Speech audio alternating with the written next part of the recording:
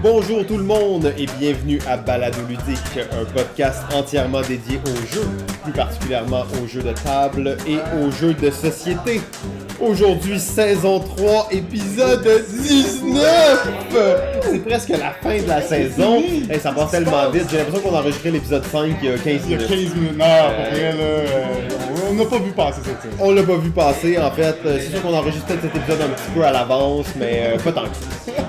Je suis Simon et comme à l'habitude, je suis en compagnie du grand chef des jeux, Monsieur Jean-François Chrétien. Salut Simon, ça va? Ça va bien toi? Ça va bien, ça va bien? Oh oui, en plus on est en plein après-midi, à la récréation, café culturel et ludique, l'ambiance est survoltée, donc si vous entendez des gens qui capotent derrière, c'est pas grave, c'est juste des gens qui jouent à des jeux puis qui s'amusent. Et aujourd'hui, nous avons une invitée de marque. La grande prêtresse du jeu, la gardienne du savoir, d'animatrice culturelle à bibliothécaire pour la ville de Montréal où elle est maintenant conseillère en ressources documentaires. Elle a chapeauté une quantité phénoménale d'événements, toujours dans le but de rendre le jeu plus accessible. Jeux vidéo, jeux de table, bref, le ludique. Elle est d'ailleurs la cofondatrice du festival Montréal Joue, très gros, sinon le plus gros festival de jeux, et ça continue de grandir depuis les débuts en 2012. Elle a été aussi présidente de Ludo Québec pendant 3 ans. C'est peut-être la plus longue présidence de Ludo Québec. En effet. Bravo. Elle a fait de nombreuses apparitions dans les différentes émissions de télé, radio, sur le web, toujours dans le but de démocratiser le jeu et le rendre plus accessible. Cette grande prêtresse du jeu a comme quête secrète d'amener le jeu au niveau de produits culturels. On va voir peut-être qu'est-ce que ça veut dire un peu plus tard. Elle réinvente aussi le concept de bibliothèque en changeant la vision qu'on a de ces lieux culturels et prône l'appropriation des bibliothèques par les citoyens et citoyennes. Alors camarades, prenez d'assaut votre bibliothèque après cet épisode. En attendant, accueillez notre invitée qui façonne le paysage du jeu au Québec depuis maintenant près de 10 ans, Madame Claude Ayerdi-Martin. Bonjour! Bonjour, ça va bien? Oui, c'est toute une présentation. T'as fait beaucoup de choses. Hein? Oui, j'essaye. Ouais, c'est ça. Donc, t'as pas chômé depuis les 10 dernières années. Et on aura la chance là, de parler un peu plus de toi, de qu'est-ce que tu fais et de ta passion pour les jeux, en fait. Hein? Tout à fait. Mais en attendant, JF, peut-être un petit peu d'actualité ludique. Actualité ludique, évidemment, c'est Montréal Joue qui s'en vient. Oh oui, Montréal Joue! Montréal Joue, Joue, le plus gros festival de jeux dans quelques semaines seulement. D'en parler brièvement, on va sûrement revenir tantôt, mais du 24 février au 11 mars, va avoir ce festival-là avec évidemment énormément d'activités. Je vous invite d'aller voir, consulter le site web là, pour voir les différentes activités qui ont lieu et dans les différents lieux aussi à Montréal. Si je peux me permettre, c'est du 23 février au 10 mars 2018. C'est pas grave, Jeff, t'étais dans le passé, t'as donné les dates 2018. Et d'ailleurs, je pense que je viens de dire 2018, mais 2019. Ouais, ça c'est dans un mois seulement. Bon, pour nous, c'est dans un peu plus longtemps parce qu'on enregistre cet épisode-là à l'avance. Un petit peu d'avance, mais bon, faut toujours être prêt. Et toi, Simon? Oui, oui, j'ai des nouveautés, je sais pas, là, surtout pas au moment où cet épisode-là va sortir, mais j'ai joué au jeu qui s'appelle Vortex. Vortex, c'est un jeu très difficile à décrire, mais vous avez peut-être vu même des vidéos passées sur Facebook. Ça, c'est une espèce de gros plateau en plastique dans lequel on a des espèces de jetons triangulaires et on va soulever des pièces de plastique rotatives pour bouger nos triangles de place. Ok, donc c'est tout une espèce d'embranchement de plastique dans lequel on soulève un morceau de plastique qui est fixé au plateau, on le tourne et ça fait, dans le fond, ça fait une rotation de plein de pièces. Et le but va être, dans le fond, il y a plein de modes de jeu différents, mais le classique va être d'amener tous ces triangles de l'autre côté du plateau et l'adversaire d'amener ses triangles de l'autre côté, donc vice-versa, d'échanger nos côtés. Ça m'a fendu le cerveau, littéralement. Ça a l'air. En plus, nous, on joue à 4. Fait qu'à 4, dans le fond, il y a tellement de possibilités de move et tout le monde bouge tes triangles. T'es comme non, mes triangles sont pas bien placés. Mais le jeu est vraiment cool, intéressant. C'est un jeu de stratégie abstrait, hein, bien entendu. Donc, c'est des triangles qui tournent. Mais on se dit, sûrement que ça marche pas bien, les affaires de rotation, pis tout ça. Non, c'est super bien fait, tout de plastique et vraiment intéressant. Donc Vortex, je vous encourage à jeter un coup d'œil là-dessus si vous aimez les jeux là, de stratégie abstrait et que vous aimez ça capoter. En plus, ça joue jusqu'à 6 joueurs, je crois, à 6. Ça doit être absolument infernal. D'ailleurs, on a des photos ici que JF regarde. Là, Ouais, ben ça m'intriguait. Ouais, c'est ça, on peut peut-être montrer ça pour que Claude puisse voir un peu ça a l'air de quoi. Ouais, donc c'est exactement ça. Donc, et là, toutes les tiges se lèvent et tournent. Et donc, tous les triangles qui sont à l'intérieur de ça vont tourner aussi et bouger. Ok. Donc, assez funky comme tout. Il y a comme 10 modes de jeu différents qui viennent avec le jeu original. Donc, très cool pour s'exploser le cerveau, en fait. Puis où est-ce que tu as trouvé ça? Jamais entendu parler? Non, 2016 en plus. Ouais, c'est un jeu assez obscur. Bien entendu, vous pouvez imaginer que c'est le ludologue, le seul et unique ludologue qui avait amené ça et qui nous a permis de découvrir ce phénomène. Ça aurait pu être PPPPP aussi, Pim, Prophète, Pierre Poisson-Marquis, qui aurait pu nous faire découvrir Ça aurait pu être Pierre. C'est ça, Oui. c'est le genre de C'était jeu Urban. à la pierre. Là. Mais finalement, dans mon cas, c'était le ludologue. Toi, Claude, tu as joué à des jeux intéressants dans ces derniers temps? Oui, mais là, ils vont peut-être avoir l'air un peu vieillots, puisque on n'est pas tout à fait au mois de janvier. Il n'y a pas de neige encore. Non, effectivement. Donc, récemment, j'ai commencé, en fait, ça fait déjà un petit moment, plusieurs semaines, les Charterstone. Donc, je pense qu'on l'a acheté au Jab au mois d'avril l'année dernière, puis ça nous a vraiment pris du temps avant de se dire, OK, on va s'asseoir, puis on va le faire. Puis moi, j'ai le défaut de pas aimer ça tant que ça. Je rejouais à des jeux dans un court laps de temps. Ah, fait que les Legacy, c'est Donc, vraiment des Legacy. Legacy, je suis comme, ouais, super. Puis après, genre 2 parties, je suis comme, OK, c'est bon, on pourrait arrêter maintenant. Mais évidemment, c'est moins intéressant pour les gens qui jouent avec moi. Je l'avoue, j'ai jamais fini Pandémie Legacy 1 pour cette raison-là. Puis mon groupe m'en veut probablement encore, même s'il me parle encore une fois de temps en temps. Un petit peu. Un petit peu, mais pas trop.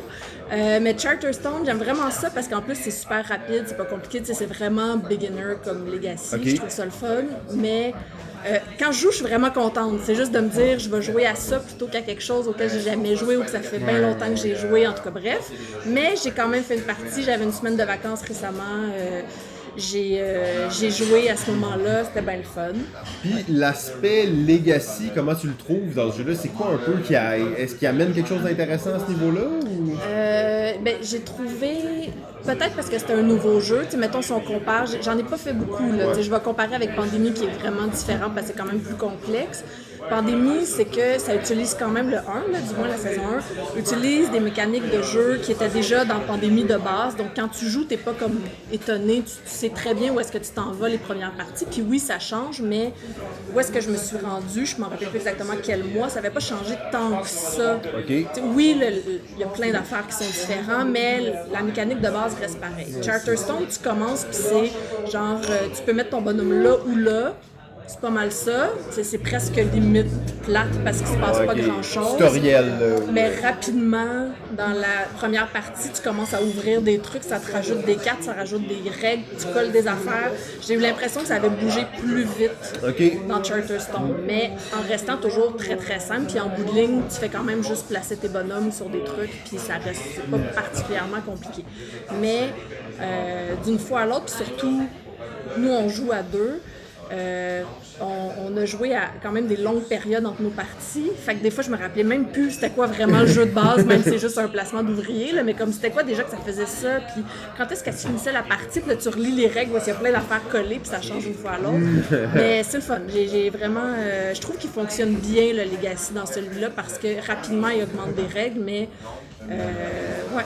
Ah, mais le match bien à 2 aussi, Mais moi, je trouve que oui, mais on peut jouer avec des automates, puis on l'a pas encore fait. Mais il y a beaucoup de monde qui disent que ça vaut vraiment la peine quand tu joues à 2 de jouer avec les automates pour faire comme un 3e ou un 4e faux joueur, là, parce que ça permet de développer le board puis de donner plus d'options de placement puis tout ça. Mais on l'a pas fait encore, mais je pense que notre prochaine partie, ça devrait être ça. Qui devrait être faite là. D'ici à ce que l'épisode soit... C'est bon, on vous réinvitera après juste pour qu'on parle de ça. Parfait. Cool. Ben, JF, toi, t'as-tu joué à un jeu récemment? Récemment. Ben, écoute, oui. Quand il n'y avait pas de neige. C'est ça, exact. J'ai joué à un jeu qui est une nouveauté de Gigamic qui s'appelle Cosmic Factory. Alors, Cosmic Factory est un jeu de draft dans lequel il va y avoir 5 rondes dans le jeu. À chaque ronde, chaque joueur va construire une genre de galaxie de tuiles. Donc, tout le monde va avoir 9 tuiles en main. On va devoir construire notre galaxie de 3 par 3, donc placer nos tuiles dans notre galaxie et faire des points de différentes façons. La twist un peu du jeu, ben, à la base c'est un jeu de draft, donc tu as 9 tuiles, tu vas en sélectionner 3, tu vas donner les 6 autres à gauche, tu vas en recevoir 6, tu vas en sélectionner 3, tu vas donner à gauche. Et une fois que tout le monde est prêt, ben là on va avoir un temps de sablier pour tout le monde, donc un temps limite là, pour construire notre galaxie. Dans le jeu, il y a 3 types de planètes, donc tu vas essayer de faire des points, tu vas essayer d'optimiser ton placement de tuiles pour faire des points pour les 3 planètes. L'affaire, c'est qu'à la fin de la partie, il y a seulement ta planète qui vaut le moins de points qui vaut des points. Donc, tu essaies, oui, ça vaut pas la peine que tu en aies une qui vaut 1000 points, ben, parce que c'est toujours celle qui vaut le moins qui va te rapporter des points. Donc, tu essaies de faire à chaque ronde des points un peu avec toutes les couleurs pour augmenter ça. Et chaque ronde, en fait, au début d'une ronde, il y a une carte qui va changer les règles. Fait que ça se peut que tu ailles juste à faire 2 par 2 au lieu de 1, une galaxie de 3 par 3. Ça se peut que les galaxies, il y a des espèces de constellations qui valent rien, mais ça se peut qu'ils valent des points. Donc, à chaque ronde, il va un peu changer les règles, va se moduler selon les cartes. Donc, beau petit jeu, super le fun, assez familial, très simple à jouer. Le design graphique est assez intéressant. Puis c'est un jeu là, qui est sorti il n'y a pas si longtemps non plus. Là, donc, il était, on a entendu parler un petit peu l'année passée, puis là, il est sorti là, très récemment. Donc c'est bon, t'es satisfait? Puis... Ouais, ben, très bon petit jeu. Je trouve que la mécanique de draft est intéressante parce qu'elle est pas... C'est pas 9 tours à faire, elle est un peu raccourcie. Fait que c'est pas genre aussi lourd qu'un jeu de draft parce que c'est pas juste une mécanique de draft. Le jeu est comme un peu raccourci, mais ça vaut la peine parce que le choix des tuiles est super pertinent pour la deuxième phase, c'est-à-dire de construire ta galaxie. Et ton placement de tuiles est assez intéressant, donc tu essaies d'optimiser le plus. Il y a quand même différents facteurs que je vous parle pas non plus, là, mais tu essaies vraiment d'optimiser tes tuiles le plus possible pour faire maximiser tes points. Fait qu'il y a un petit aspect là, de temps réel aussi là, qui rajoute attention. Donc assez familial, pas trop gamer, je dirais c'est très tactique parce que chaque tour, tu dois faire le mieux avec ce que tu as en main, pas établir une stratégie à long terme. Mais super intéressant, moi j'ai beaucoup aimé. Puis surtout les cartes, je trouve que ça rajoute beaucoup parce que chaque ronde va être vraiment différente selon c'est quoi la nouvelle règle qu'on rajoute. Très cool, très cool. Claude, de ton côté, y a-tu un autre petit jeu que tu aimerais nous parler? Oui, récemment, en fait, ma fête qui était très longtemps au mois de juillet dernier, il y a mon chum qui m'a offert des box que tu reçois chaque mois. Tu peux faire ça avec n'importe quoi, là, genre des bas. il y a quelques années, c'est ça que je lui avais donné à Noël. Mais donc, tu peux le faire avec toutes sortes de choses et notamment le jeu de société. Je l'ai déjà essayé pendant une couple de mois. Okay. C'était quand même pas pire.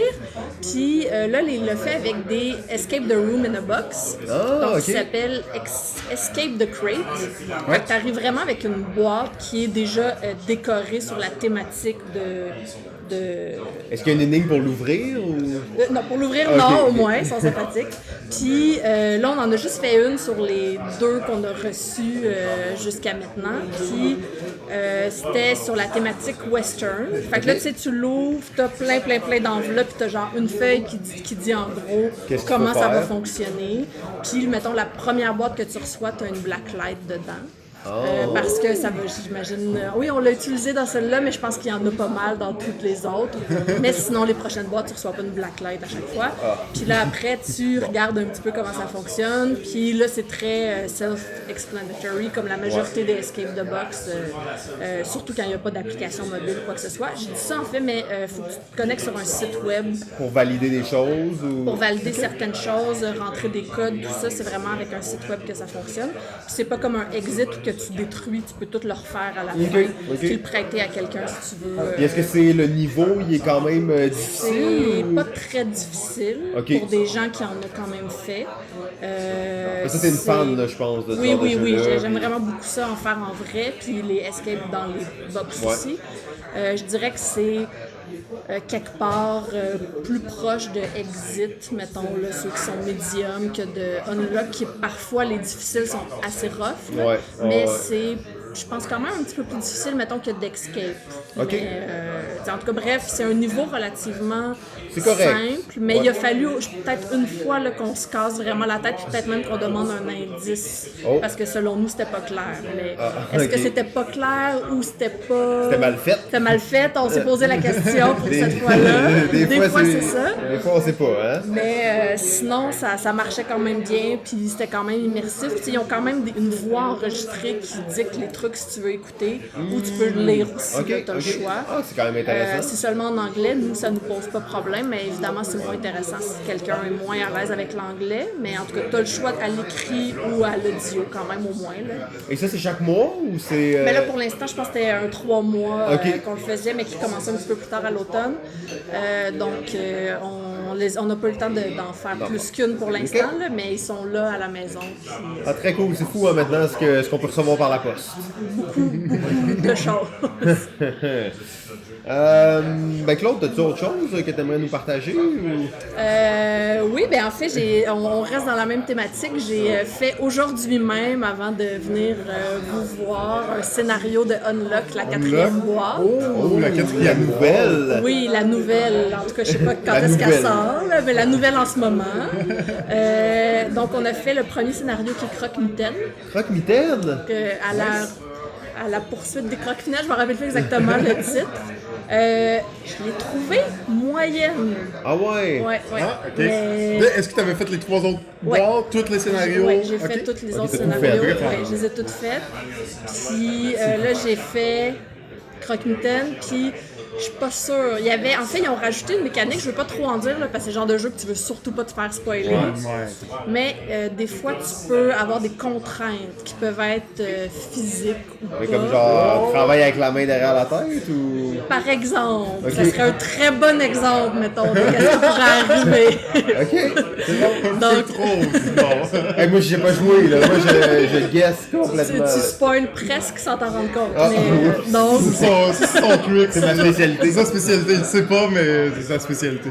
mais bref, ce genre de truc-là, fait que ça rajoute comme un défi, on est d'accord, parce que là, quand il faut que tu cherches super vite la carte que tu es supposé aller chercher, puis tu as juste, par exemple, là, une main disponible, ça rajoute un défi, mais je sais pas si c'est si le fun que ça.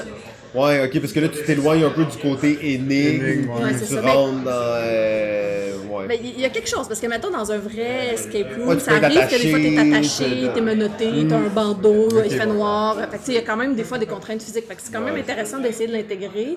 Est-ce Peut-être que qu'ils n'ont pas réussi à 100%. Est-ce que dans le fond, je voulais tant que ça qu'ils reproduisent l'élément physique, peut-être pas. Je sais pas. J'ai pas. Ça fait pas longtemps, là, ça fait genre 20 minutes. Là. Ouais, faut que tu médites là-dessus. Faut que j'y réfléchisse, mais j'ai pas convaincu. Mais c'était aussi le plus facile, puis j'ai tendance à préférer les moyens puis les plus difficiles. On va peut-être de voir aussi comment ils ont utilisé cette nouvelle mécanique-là, mais dans d'autres Ouais, scénarios. c'est ça. Je sais pas qui si sont là, un peu dans plus, les autres scénarios de la boîte, que je vais découvrir certainement bientôt, mais... Très cool. Ben, en tout cas, on a hâte d'essayer ça, Jeff. Absolument. Surtout moi, je pense. Ouais, moi j'ai pas. Je vais finir rapidement avec un jeu que je joue frénétiquement ces jours-ci, en fait. Moi, j'aime bien prendre un jeu puis jouer 10-15 parties, capoter dessus, puis vraiment... Donc, l'inverse de moi. Ouais, c'est ça, exact. Mais en même temps, j'ai vraiment le côté attrait de la nouveauté, mais quand j'en trouve un que j'aime, souvent j'aime ça faire plusieurs parties de suite, découvrir les stratégies, pousser un peu plus loin. Et il s'agit d'un vieux jeu, en fait. Il s'agit du jeu Expedition Northwest Passage de Yves Tourigny, notre chouchou, notre favori. On l'aime tellement, Yves, et en fait, ben là, peut-être qu'il va avoir accepté notre invitation, mais jusqu'à maintenant, il n'a pas encore officiellement accepté. Expedition Northwest Passage, c'est quoi? C'est un jeu sorti en 2008 dans lequel on joue des explorateurs qui se promènent en bateau et qui veulent trouver, dans le fond, en partant du Groenland, aller trouver le Northwest Passage, dans le fond, qui est le passage là, qui permet de traverser un peu les glaces du Nord-Ouest. Hein. Le jeu est tellement thématique, en fait, c'est fou comment tu ressens l'histoire. T'es dans ton bateau, tu te déplaces avec ton équipage, t'explores les îles, t'explores les glaces. Et à n'importe quel moment du jeu, tu peux sortir ton traîneau à chien, t'envoies une partie de ton équipage. Laisse ton bateau derrière toi. Laisser ton bateau dans la glace, envoyer ton traîneau à chien, mettre une partie de ton équipage dans ton bateau, mettre une partie de ton équipage dans ton traîneau à chien, aller explorer des tribus natives, donc des tribus inuites, aller découvrir des détroits. Et c'est une course, hein, donc le but c'est d'aller découvrir le passage et de revenir au Groenland. Donc il y a une espèce de stress, de vitesse aussi là-dedans. Superbe jeu. En plus, un jeu quand même assez simple, 45 minutes, pas beaucoup d'explications, dans lequel il n'y a aucun mot. En fait, il n'y a aucun mot dans ce jeu-là, donc il y a plein de... des symboles. C'est ça, exactement. Puis même là, il n'y a pas beaucoup de symboles non plus, donc c'est vraiment un jeu d'exploration de cartes, mais il n'y a pas de mots, il y a pas de... c'est pas dépendant d'un langage. Ce jeu-là m'impressionne, en fait, selon moi, c'est un des meilleurs jeux québécois de tous les temps, mais il a comme passé sous le radar. Ouais, mais 2008, ça reste... 2008, là, ça fait maintenant 11 ans, en fait. Hein? 10, là, quand on enregistre, mais 11. En tout cas, c'est ça. Excusez-moi, je dis 2008 depuis tantôt, je pense que c'est 2010. Je pense ouais, désolé, je dis 2008, mais c'est 2010, mais quand même, ça fait comme 8-9 ans. Pourtant, ce jeu-là est encore aussi bon, encore aussi actuel. Donc, allez découvrir ça. Vous pouvez le trouver pas cher ou l'avoir dans un échange. C'est une bonne valeur à avoir dans votre bibliothèque. Bon choix. Super, j'en ai entendu parler, mais j'ai jamais joué, mais ça donne quand même le goût d'aller l'essayer. Ah, mais c'est des jeux qui racontent des histoires, il y en a pas tant que ça.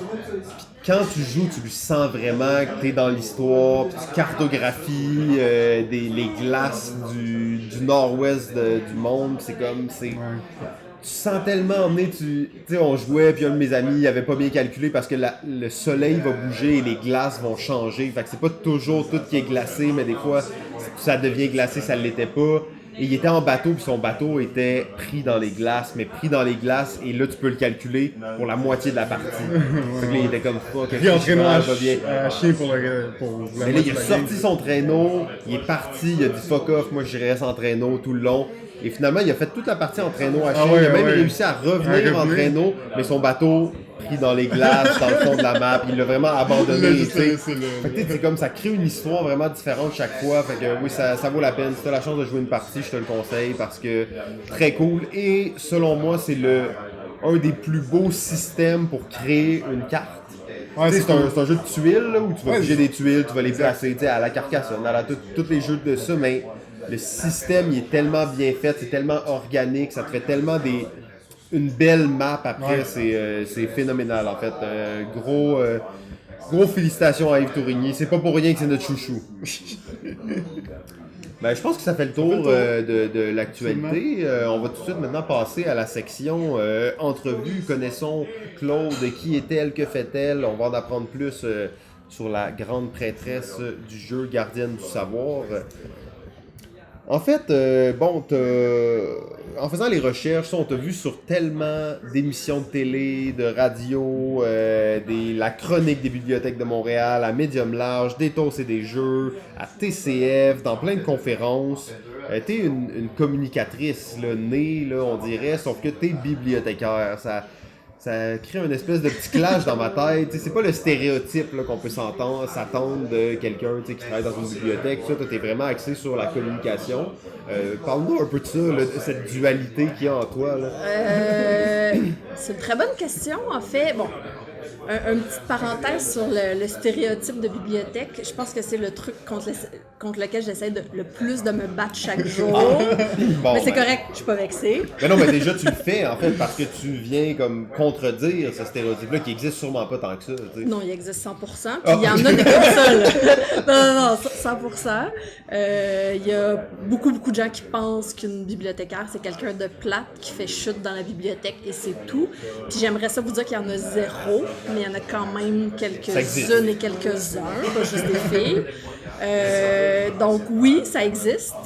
Par contre, de plus en plus, c'est une profession qui se renouvelle avec vraiment des gens très, très, très dynamiques, encore plus que moi, certainement, qui font des trucs vraiment le fun, qui valent la peine de découvrir. Donc oui, il y a ce côté-là qui est peut-être pas associé habituellement. Puis oui, il y a des gens qui n'auraient pas envie de faire certains des entrevues ou autres éléments de communication que j'ai faits. Et d'ailleurs, moi, il y a 8 ans, quand je suis devenue bibliothécaire, je pense, la première année, j'ai proposé de faire une conférence dans notre congrès annuel avec un ami que vous connaissez peut-être, Thierry Robert, qui a cofondé le festival avec moi, Festival Montréal Joue. Il m'a dit « Hey, ça serait vraiment cool qu'on fasse une conférence. » Puis lui, il allait parler de, je m'en rappelle plus quoi, bien franchement, puis moi, j'allais parler de gamification en bibliothèque. Et là, j'ai dit « Ah, OK. » Puis là, la journée même, ou peut-être même une semaine avant, je me suis rendu compte que j'avais vraiment pas le goût de faire ça, me retrouver devant 100 quelques personnes, faire une conférence. J'ai presque choqué. J'ai presque choqué parce que j'aurais été en train de vomir dans les toilettes. Genre, j'avais mal au cœur, là, comme vous pouvez même pas vous imaginer. Là, je pensais que j'allais mourir. Puis là, je me suis dit, il est un peu trop tard. Oui. Parce que sinon, il va y avoir personne. Fait que là, je suis allée sur la scène. Je passais en plus en 3e. Il y avait Vicky Gagnon-Montouris, qui est la directrice de la bibliothèque de l'ETS, qui a gradué en même temps que nous, qui est aussi un peu dans le monde du jeu, qui faisait une présentation. Fait qu'il y avait Vicky, Thierry et moi en 3e, si je me trompe pas. Puis tout le long, j'étais comme vraiment en panique totale. Et là, c'est arrivé à moi. J'étais super préparée, ça l'a dit. Et là, j'ai commencé à parler, puis après 3 mots, tout le stress est tombé. Ah ouais, là, t'étais dans ton élément. Là, j'ai fait OK, c'est pas si pire que ça, finalement. Fait que ça a été la première fois qu'en public, j'ai pris la parole sur un sujet qui m'intéressait, dans ce cas-ci, le jeu. Je l'aurais peut-être pas fait si ça avait été sur un autre sujet d'ailleurs. Puis ça a un peu débloqué à partir de là. Puis je me suis mise dans une position qui m'a pas plu au départ, mais j'ai été capable de le faire, puis j'ai eu des compliments quand même sur la façon dont je l'ai fait, donc peut-être que je suis pas si mauvaise que ça, puis que ça vaut la peine de... J'y ai pris goût, là. Fait que je me suis dit, c'est bon de se confronter quand il y a quelque chose on a peur, entre guillemets, là. Fait que j'ai commencé à le faire un petit peu plus, faire d'autres conférences, puis dans le cadre de mon travail, des fois, j'animais des réunions avec une trentaine de personnes que je connaissais pas nécessairement, mais tu sais, au début, ça me stressait bien gros, puis à un moment donné, c'est devenu comme... Ça passe, hein, ça passe bien. Puis, éventuellement, il y a des gens qui m'ont dit, je me suis dit, je vais toujours dire oui quand quelqu'un va me proposer quelque chose dans ce genre-là. Fait que j'ai toujours dit oui, puis maintenant, ben, ça me dérange plus vraiment. Il y a toujours un petit stress sain, là, parce que tu dis toujours, ah oui, d'un coup, je dis une niaiserie, ce qui m'arrive, bien sûr, encore. Finalement, c'est pas grave. Non, c'est ça. Mais je me suis positionnée, puis je suis devenue un peu comme... quelqu'un que quand personne veut le faire, ils font « Ah, avec Claude, toi, tu pourrais-tu y aller? » Parce qu'on sait que d'habitude, ça te dérange pas. Je suis comme « Ah, OK, c'est correct, je vais y aller. » Ouais, ben dans le fond, c'est ça. Le fait que tu acceptes un peu de faire ces choses-là, ça te fait qu'à chaque fois, tu t'améliores un peu, puis tu es plus consciente là-dedans. Donc, ça t'ouvre aussi, j'imagine, plein de portes là, pour faire plein d'entrevues à la télé, parler de ton métier, parler du jeu, en parler au plus de monde possible. Là. Oui, puis faire des conférences aussi. Là, c'est sûr publiquement, vous les verrez pas nécessairement parce que c'est des congrès ou des colloques, mais mettons en janvier 2018, donc il y a 1 an, j'ai été invitée pour aller faire une conférence à Lyon, en France, sur le jeu en bibliothèque. OK. Puis avec des collègues aussi qui venaient parler de d'autres sujets. Puis je me suis rendu compte, c'est vraiment ce moment-là, je me suis dit, hey, ça me stresse plus pantoute, tu sais. Je me suis vraiment bien préparée, j'ai vraiment travaillé je le connais bien mon sujet, mais je l'ai travaillé selon leurs demandes. Puis quand je suis arrivée là, encore une fois, j'étais la 3e, puis ça me dérangeait pas, cette voix-là.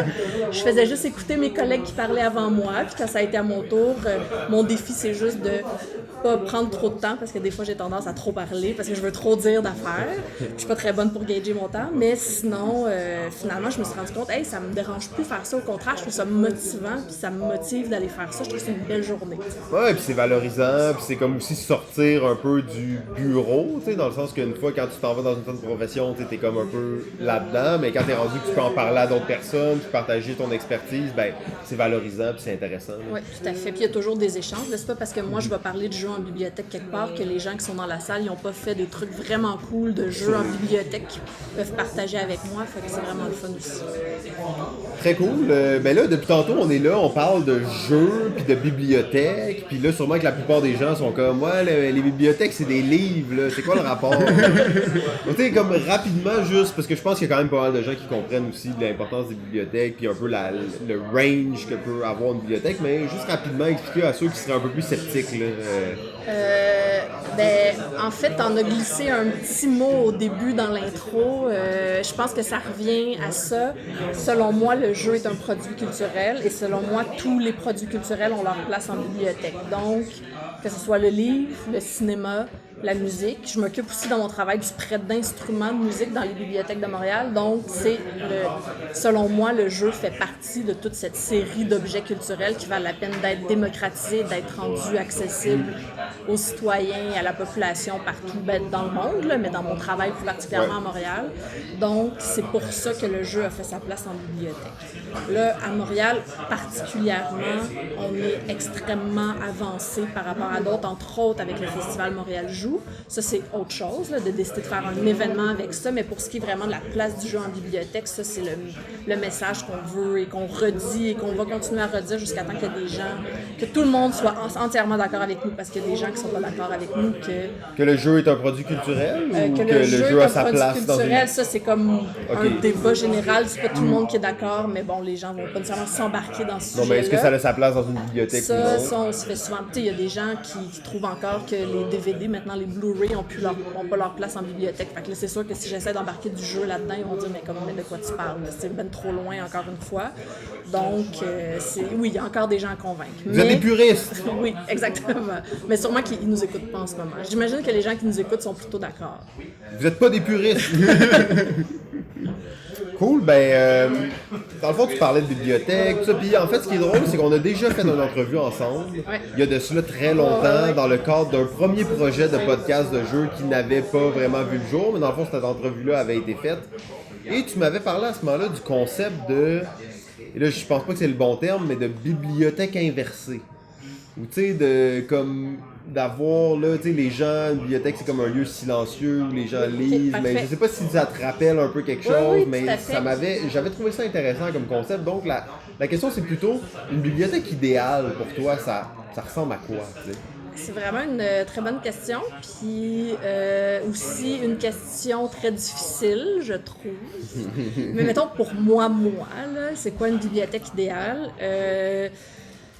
Moi, comme tout le monde, aller dans une bibliothèque avec du tapis brun et des meubles beige, je trouve ça plate. Je veux dire, il y en a à Montréal, on s'en cachera pas, mais il y a des programmes qu'on est en train de développer, beaucoup de projets de rénovation, de construction, d'agrandissement de bibliothèques pour justement rendre la bibliothèque plus attrayante de façon physique. Mais c'est comme n'importe où, si tu vas dans un resto puis c'est vieillot, c'est pas super attirant, c'est la même chose quand tu vas dans une bibliothèque. Puis l'objectif, en bout de ligne, on s'en fout un peu de la couleur des murs, mais ça a quand même un impact sur l'expérience que tu vis quand tu vas quelque part. Ouais, ou même un impact sur la première impression, est-ce que je veux rentrer ou non, là. Et revenir, peut-être que là, si c'était beige, t'as pas trouvé ce que tu cherchais, il y a des chances que tu reviennes plus jamais, puis c'est plate, parce qu'il y a quand même vraiment des choses le fun dans les bibliothèques.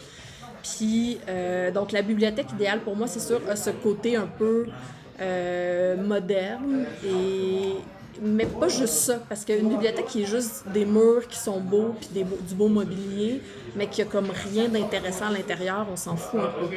Donc, à la fois, tous les documents qui sont disponibles, dont la variété, moi, j'aime ça lire, là, c'est sûr, je suis une bibliothécaire. Il y en a quelques-uns, Thierry Robert, pour ne pas le nommer, qui sont pas les plus grands fans de lecture, qui sont quand même bibliothécaires.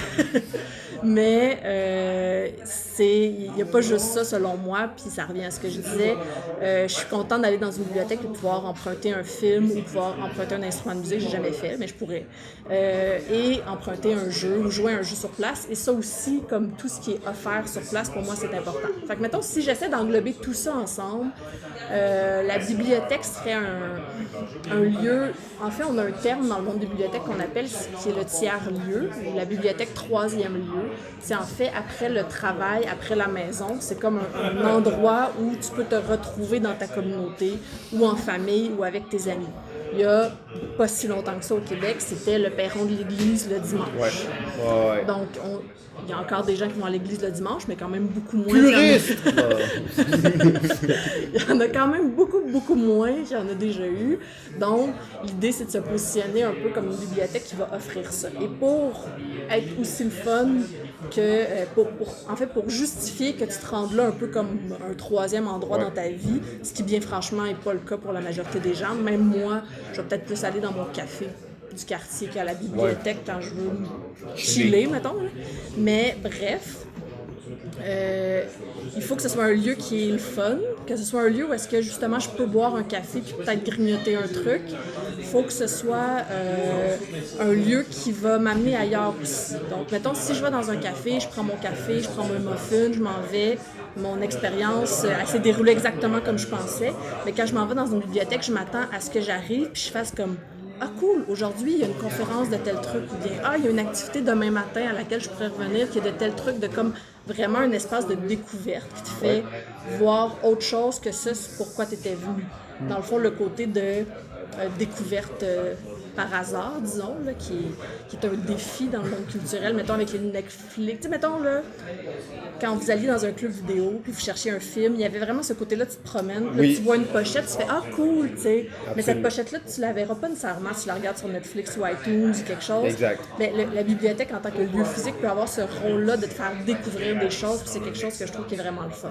Puis en termes d'espace, là, je reviens à le concept de bibliothèque inversée, comme tu disais que ça m'a pris quelques instants de replacer, c'est qu'il y a cette nouvelle habitude dans des nouvelles constructions d'enfermer le silence plutôt que d'enfermer le bruit. Ouais. C'est-à-dire que tu vas rentrer dans la bibliothèque puis ça va être animé, il va y avoir des enfants qui parlent, il va y avoir des gens qui jouent à un jeu de société sur une table dans un espace ouvert. Mais il y a aussi, parce que c'est important, un espace un peu fermé, mais qui est quand même lumineux, qui est super le fun, où tu peux aller faire tes travaux ou t'installer en silence, parce que les lieux de silence, il n'y en a plus beaucoup dans notre société. Ouais. Ben, dans nos maisons, quand on habite tout seul peut-être, là, mais sinon, c'est pas le plus fréquent. Donc, il y a quand même cette option-là qui existe. Fait que vraiment quelque chose où tu peux retrouver un petit peu de tout qui va répondre à ce que tu as envie. Moi, c'est un peu comme ça que je vois la bibliothèque. Qui finalement répond moyen à la question, mais qui donne une idée un peu de qu'est-ce que ça peut être. Ça peut justifier aussi la présence de jeux de société, parce que je me dis, jeux de société en bibliothèque, mais le jeu de société, c'est souvent bruyant. Pas tout le temps. Bon, des fois, c'est très, très bruyant, mais pas tout le temps énormément. Mais ça implique la discussion, de la communication entre les joueurs. Puis, une bibliothèque, c'est souvent un endroit, en tout cas, nous, on associe ça normalement à un endroit très silencieux. C'est ça, tu peux pas parler vraiment. Fait que, comment tu intègres ça dans une bibliothèque? Le jeu de société, c'était un de mes questionnements. Puis, je pense qu'il y a déjà des bibliothèques qui font la location de jeux de société. Oui, il y en a actuellement 17 à Montréal, actuellement au moment où on enregistre. Est-ce que ces bibliothèques-là offrent le fait de pouvoir jouer en bibliothèque aussi, ou c'est vraiment juste de la location? La majorité offre les deux. Okay. En fait, je dirais que la majorité des bibliothèques, il y a 45 bibliothèques à Montréal, plus la grande bibliothèque, qui est comme 46e bibliothèque. Et au moment où on va enregistrer, on va avoir une vraie 46e bibliothèque qui va ouvrir sous peu, ou j'ai pas de date, là, mais qui est à Pierrefonds, en fait. Ouais. Qui, en fait, c'est la bibliothèque existante, mais qui va agrandir et se rénover. Fait que c'est pas une nouvelle, mais un nouveau lieu, disons, là, par rapport à l'ancien. Et qu'est-ce que je suis en train de dire? J'ai vraiment perdu mon idée. Louer les jeux, jouer à des jeux. Donc, la majorité de nos 45 bibliothèques à Montréal offrent la possibilité de jouer sur place. Des fois, ça va être dans des moments préétablis.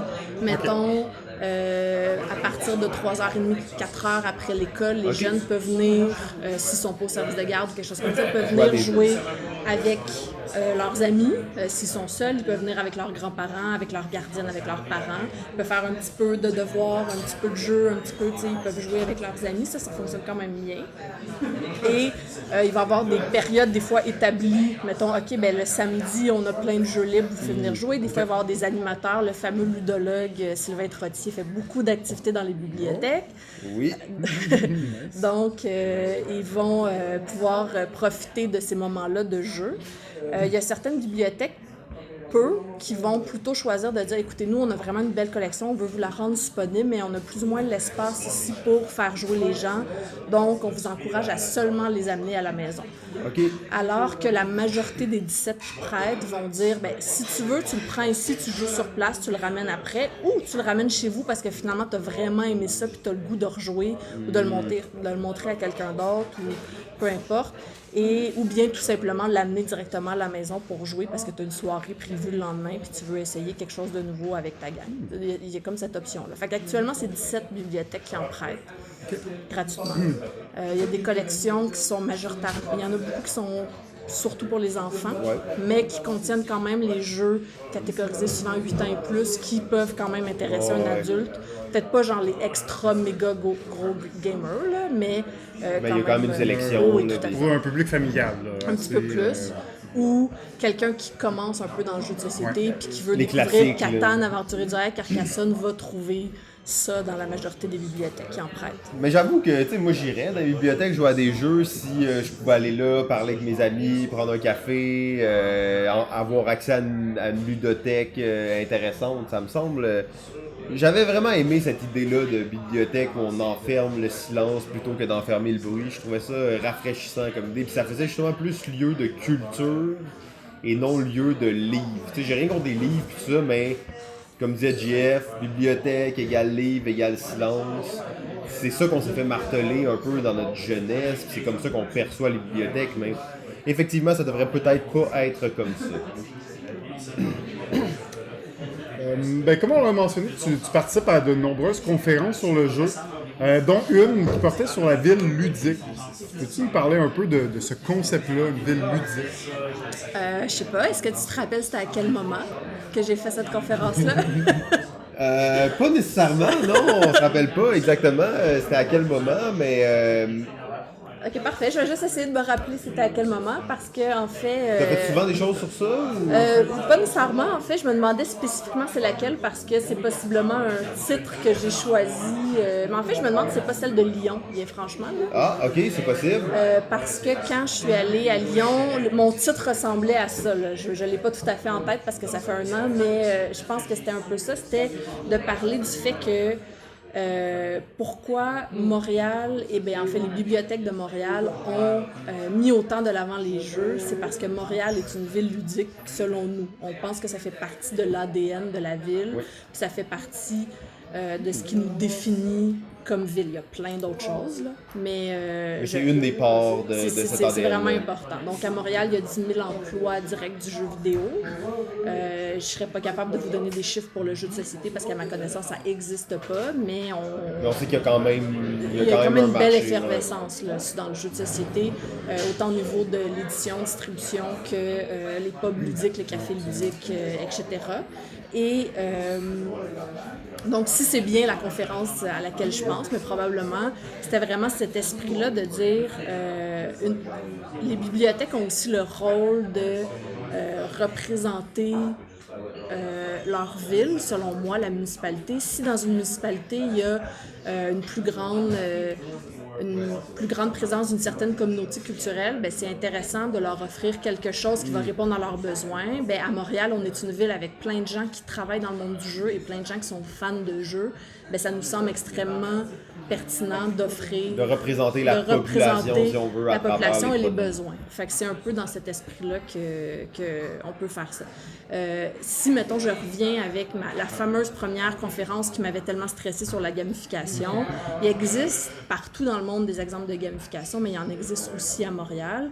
Il y a 3 ans, si je ne me trompe pas, 3 ans environ, il y avait un colloque qui avait été organisé par le Quartier des spectacles, le partenariat du Quartier des spectacles, qui est une OBNL qui gère un peu l'espace près de la Place des Arts, qui justement travaillait sur comment on pouvait ludifier une ville. Et à Montréal, si vous vous promenez dans le centre-ville, vous remarquez par exemple les projecteurs, qui des fois sont seulement des projections, mais souvent il va y avoir une forme d'interaction. Soit avec un téléphone, soit avec un dispositif sur place. Des fois, il va y avoir... les vélos qui font de la musique. Exactement, il y en a dans Villeray et ailleurs. Il y a les balançoires dans le quartier du spectacle qui sont vraiment un exemple de ludification de l'espace public. En fait, L'illumination du pont Jacques-Cartier, ça rentre-tu là-dedans? Je sais pas si c'est ludique, mais c'est le fun. Non, mais ça, c'est que tu pouvais, comme tu sais, avec Twitter, oui, c'est ça, parce que, la lumière, là. En tout cas, ça représentait ce que les gens textaient, ou en tout cas, je sais pas trop. Oui, il y avait une conférence dans le cadre de Montréal Joue 2018 sur l'intelligence artificielle, sur comment ça fonctionnait l'illumination du pont Jacques-Cartier. Puis c'est vraiment, vraiment intéressant parce que c'est vraiment selon qu'est-ce qui a été dit dans la journée sur Twitter, en allant chercher certains mots. Si on a un peu plus parlé de Montréal, si on a un peu plus parlé de la neige, par exemple, si on a un peu plus parlé de tel élément, ben, le pont s'illumine pas de la même façon. C'est quand même vraiment intéressant parce que tu essaies de refléter ta ville dans une représentation visuelle, dans ce cas-ci des lumières. Là. Mais oui, ça fait partie de ces éléments-là. Ouais. Ben là, ça, tu parles de ludification, de gamification. Dans le cadre d'une bibliothèque, là, comment tu appliques un concept de gamification pour, j'imagine, favoriser que les gens vont lire plus, vont consommer plus les produits? Est-ce qu'il y a des concepts en place qui sont spécifiques aux bibliothèques? Ou... On n'a pas d'exemple à Montréal actuellement, mettons toute l'année. Il y a des bibliothèques, mais il y a quelques années, on parlait beaucoup de ça dans le monde, en fait dans tous les mondes. C'était le buzzword. C'était le buzzword, la gamification ou la ludification. Mais il y avait à ce moment-là des compagnies qui s'étaient spécialisées dans la gamification des catalogues de bibliothèques. Donc si par exemple, t'empruntais 3 livres avec le mot-clé chimie, mais là, tu pouvais gagner une badge, par exemple, de chimiste en herbe ou quelque chose comme ça. Et tu avais vraiment ce côté-là. Et ça fonctionnait un peu plus dans le milieu académique que dans le monde public. Okay. Parce que les étudiants, ils ont ce côté gratification immédiate est un petit peu plus présente chez un étudiant que chez la population qui est juste comme, voyons, pourquoi j'ai reçu un badge? J'ai juste lu un livre. c'est un peu différent. Et il y avait vraiment beaucoup de compagnies qui se spécialisaient pour le faire, puis ça a un peu fait patate, là. Pas partout, là, parce qu'il y a encore des endroits, je pense, qui peuvent l'utiliser, mais c'est pas le truc qui a le mieux fonctionné. Comme un peu, on s'est rendu compte dans toute forme de gamification, mettons Foursquare, quand tu disais « j'étais à cet endroit-là, j'étais à cet endroit-là », puis on disait comme « wow, t'es le pro des cafés, parce que t'as visité 5 cafés ce mois-ci », à un moment donné, les gens étaient comme « ben non, je vais pas partager ça sur Facebook quand t'avais cette option-là, moi je faisais juste comme utiliser Foursquare pour regarder les commentaires des gens ou me diriger un petit peu. Puis le côté gamification était peut-être excitant pendant 2 minutes, puis moyennement après. D'ailleurs, on a révisé ton profil Foursquare pour le bien de cet épisode. On l'a pas mentionné en intro, mais on voulait dire que tu étais plus active depuis quelques années déjà.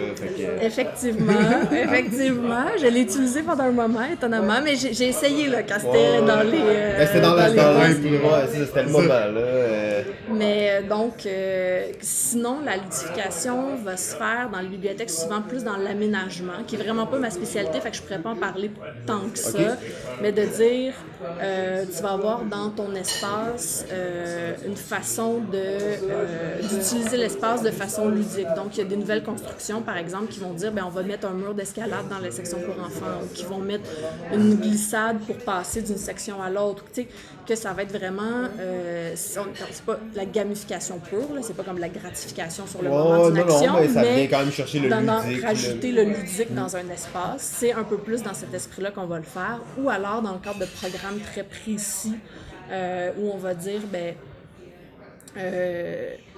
par exemple, dans les clubs de lecture d'été, si tu as emprunté tel nombre de livres, là, tu peux avoir des coupons pour peut-être gagner des concours, pour vraiment encourager un peu certains types d'habitudes qu'on peut avoir à la bibliothèque. Très cool. En fait, c'est vraiment fascinant comme monde. Là, on est comme, c'est pas ce qu'on pense des bibliothèques à la base, là, mais en fait, chaque fois que je peux en parler avec quelqu'un qui est impliqué, soit avec toi, soit avec Thierry, soit avec Vicky, ça me ramène tout le temps. Ok, il faudrait que j'aille plus à la bibliothèque. Puis, ça a l'air cool. J'ai le goût d'aller jouer à des jeux là, on est juste à côté, on y va.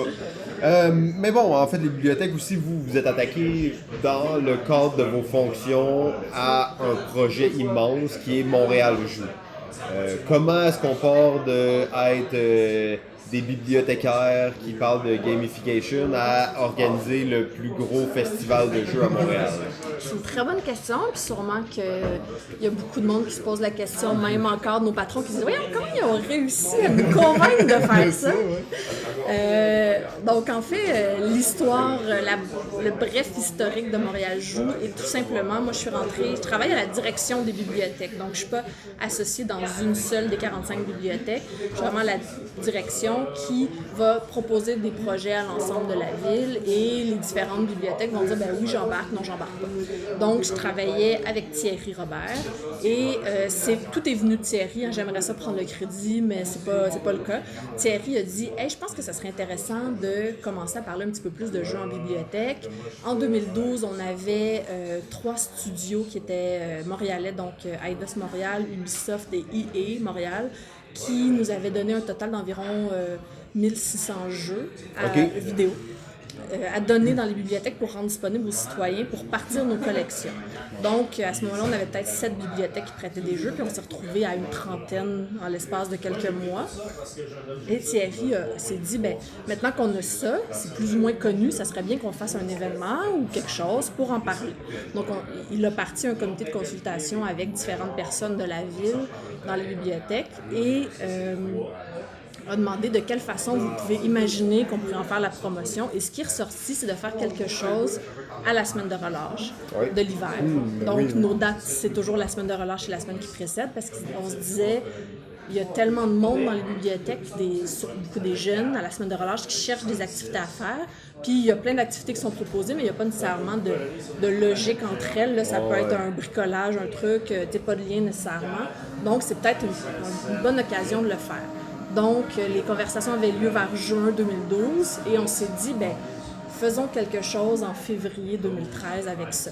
Et moi, qui travaillais sur d'autres dossiers à ce moment-là, j'ai dit à mon patron, « Hey, je peux-tu participer à ce comité-là? Parce que moi aussi, j'aime ça le jeu, puis tu sais, je pourrais peut-être donner un petit coup de main. » Et là, finalement, notre petit projet de faire un petit événement autour de ça est devenu un festival, est devenu beaucoup plus gros. Et moi, je suis arrivée avec l'idée qu'on devrait travailler avec les partenaires du monde du jeu qu'on avait déjà parce qu'ils nous avaient donné des jeux.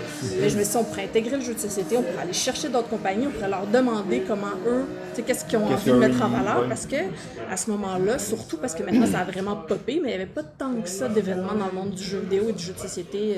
Maintenant, il y a des festivals à toutes les semaines. Oui, c'est ça, exactement. En 2012, c'était moins présent. Rien. Tu sais, il y avait eu des essais, mais il n'y avait pas grand-chose qui était proposé.